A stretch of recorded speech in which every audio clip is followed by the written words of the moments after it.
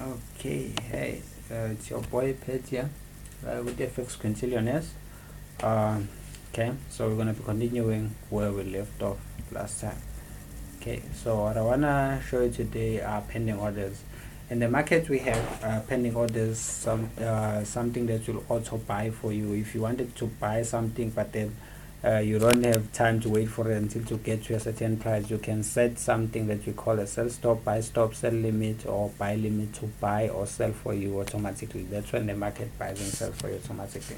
So what happens is, with the sell stop, if let's say you had your price moving around the level of 4 there, you know that price is gonna drop and it's gonna go all the way down, but then you want to enter when it hits the level of 3. So you set something that you call a sell stop there, and when price touches your level there or touches 3 there where you've set that sell stop, they will auto sell for you. Then you'll be entered as a sell position. We say they will fill you in there. And then we go to a buy stop. What happens is, let's say your price again is playing around the level of 2, and then again you know price is gonna go up, but you want to enter when it hits 3. So you'll set something that you call a buy stop there, 3, and when your price touches that level, it will fill you in, and then you'll be in as a buyer. And then we have a sell limit. With the sell limit, what happens is, let's say you have your price playing around 3, and then yes, you want to sell price, but then before you sell, you know that it must go all the way up to 4 before it goes down. So then you can set something that is called a sell limit that the top price will go up, fill you in as a seller, and then continue down with you. Should price hit you, fill you in as a seller, but then you were wrong about price going back down, then it will kill you as it goes up, because you'll be in as a seller right there. So what happens is, and then we have a buy limit. Buy limits, what happens with that one is, you want to buy price, let's say price again is playing around 3, you want to buy price, but then your analysis is telling you that before price goes up, it must go to the level of 2. Then you set your buy limit there too, and then you expect price to go, fill you in, and then go all the way up with you. So it will fill you in as a buyer here. So if you were wrong about price going up, it will fill you in as a buyer and then kill you as it goes down. So the limits one are a bit dangerous if you don't know what you're doing in the market. You must know your story before you can use these two. Okay, so move on to the next thing. We have a scalper, a day trader, a swing trader, and a position trader. So these are the different types of traders in the market. A scalper is somebody who jumps in and out of positions. They jump in and out, expecting they take about 20 pips, 10 pips, 5 pips. It depends on an individual. So how they maximize their profit is by risking high. So what they do is, let's say they're going for 10 pips, but then they risk 1, meaning they buy 1 share. So if they risk 1 on that price, then they're gonna come up, and then they take 10 pips, then they're gonna come out with $100. So that's a lot to them. Then again here, if they're going for 20 pips, again if they risk 1, they will come up with $200. Some might even risk 3, some might even risk 5. The higher the risk, the more they're gonna make in that just short number of pips. And then we have a day trader.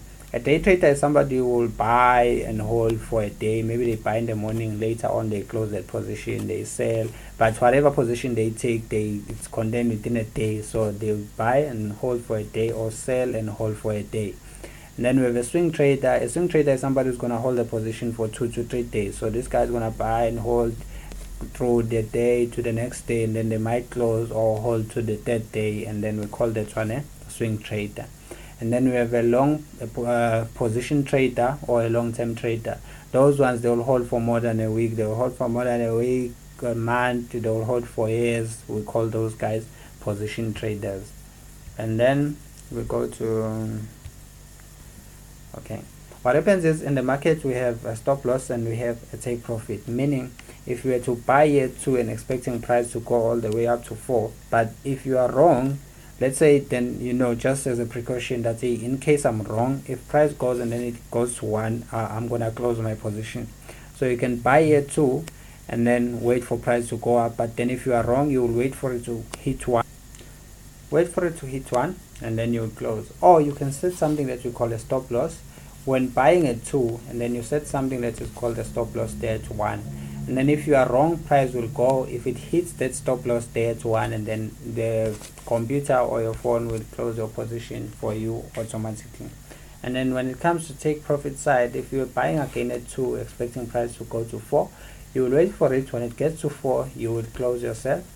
Or you can set something that we call a TP there at 4. When price gets there and then it hits your TP, it will take you out automatically.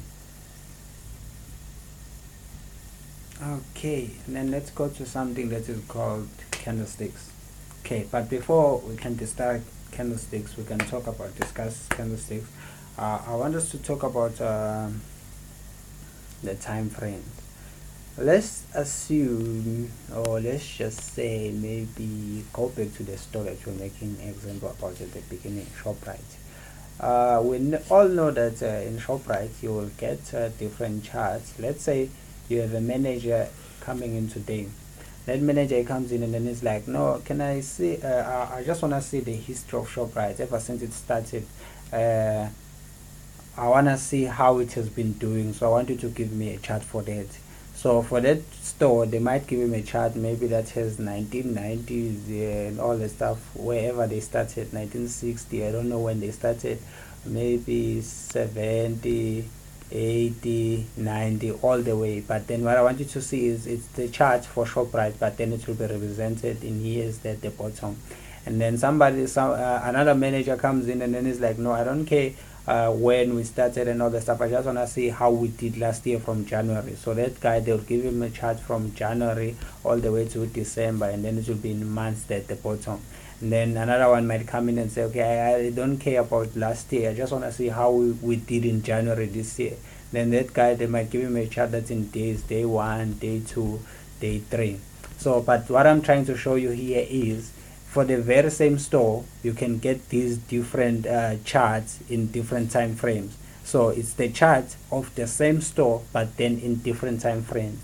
So it's pretty much the same thing even on Forex, and when we are trading, you can get one currency pair that you will be trading, but then you can view it in many different time frames. So this guy here, who will be looking at the long run, he might also from that analysis, from looking at that chart, he can analyze how far they will be in so many years ahead of them. And then this guy is looking only in months, he can analyze again and tell time, no, okay, then I'm telling you probably next year June we will be there. And then this guy here was looking at days, he might also anticipate a price where they're gonna go in the next couple of days that is to come. So it's the same thing in trading. We look at different time frames. If you're on smaller time frames, then you can also see moves that are coming only in a short space of time. And then if you are on the higher time frames, then again you can see like how far will you be further now, looking at years now, or looking at weeks. It will depend on the time frame that you are on. So when we are trading, we have something that we call candlesticks. When I was doing examples here, as you can see here, even on these charts here on the line, I was only drawing a line saying price will go up from 2 to 4, and then but I was only representing that using a line. When it comes to trading, sometimes we use something that is called Japanese candlesticks. Yes, you can use the line, but then Japanese candlesticks are more precise. Let's say you were on a chart that was representing things in hours. So it's 1, it's 2, it's 3, it's 4, it's 5, PM or AM, doesn't matter. Okay, let's say it goes from 1, and then let's say you're viewing it in lines now. If it goes from 1, and then during it goes to 2, from 2 it goes to 3, from 3 it goes to 4. But then we all know that during this time from 1 to 2, there are about 60 minutes there.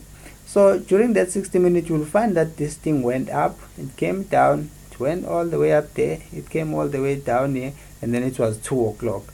But then your line chart will only show you that move, only that sharp move. It won't give you those edges. Okay, wait, it won't give you that high, and it won't give you those lows, or it won't give you all that information that the price did during that course of an hour. So then now the Japanese candlesticks, they are able to tell us all the information that has been happening during the course of that hour before it was 2 o'clock. So in a line chart, you'll only see straight lines like this, but then they won't give you the information of what happened in between here, so the Japanese candlesticks is something that has the ability to show us what has been happening during the course of that hour or during the course of that week, depending on the time frame that you are on. So I'm just going to continue here with the candlesticks as well. So what happens is we get let's say we view it in an hour as well. So it's 1, it's 2, it's 3. Okay, so then it's 1, our candle starts. Let's say our candle starts here, and then during the course of that hour it goes maybe around 1:30. Let's say it's somewhere here at the top, and then around 1:45 it's somewhere here, and then just before 2 o'clock it's somewhere here, and then it jumps to 2. So now we said before 1 it's opened here, so then we mark that as the open price. So we mark that as the open price, and then we said just before 2 they can close there, so we mark that as the close price. This is all close price.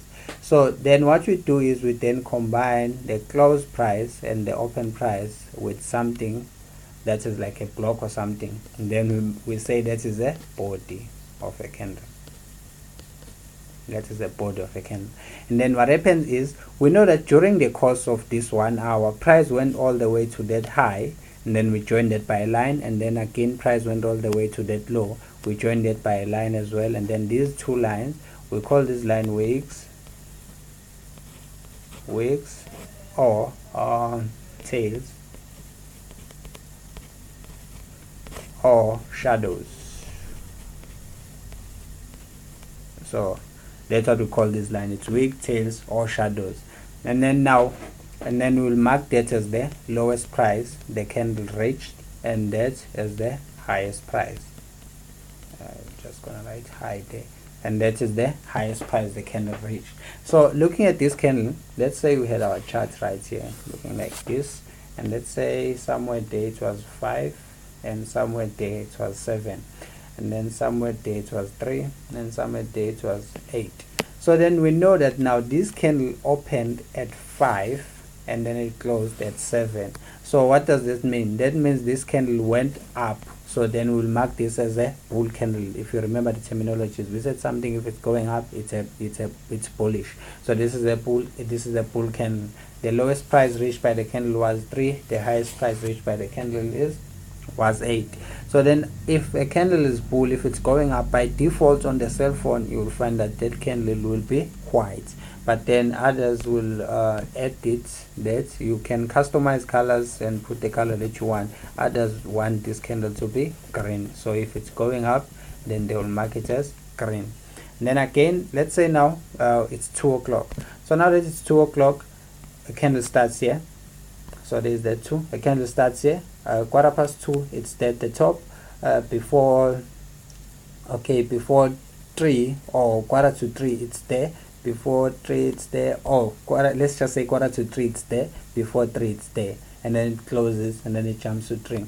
Okay, so this one opened there and then it closed there. So then we connect that to the body. We mark this as a body, same as the last time, and then we push. It went up to that. That's still a wick or a tail, and then it pushed to that low.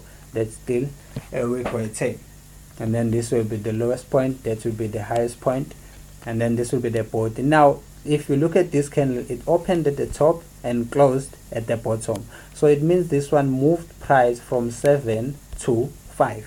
So it means this candle pushed the price down. So this here is then referred to as a bearish candle. By default on the phone, this candle will be black. By default on the phone, it will be black.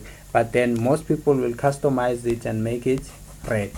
So if they see green, so green and white is up, and black and red it's down. So yes. So now our next lesson, we're gonna be downloading now the apps now that you use to trade. So we're gonna go and we're gonna download them on the computer and on the phone, and then we're gonna be going through the charts so that you can see these things here. So let's just go to this platform. You see we have a line here, we have this green line moving up and down, so that will be a line chart, and then you can just change it to these things that are called Japanese candlesticks. So this thing now, it becomes simple now when you get here, now when you see a candle like this, because even if the price is closed, you can still see that it opened there, it opened there, it closed there, it went up to that high, and it went up to that low before 3. So this one gives you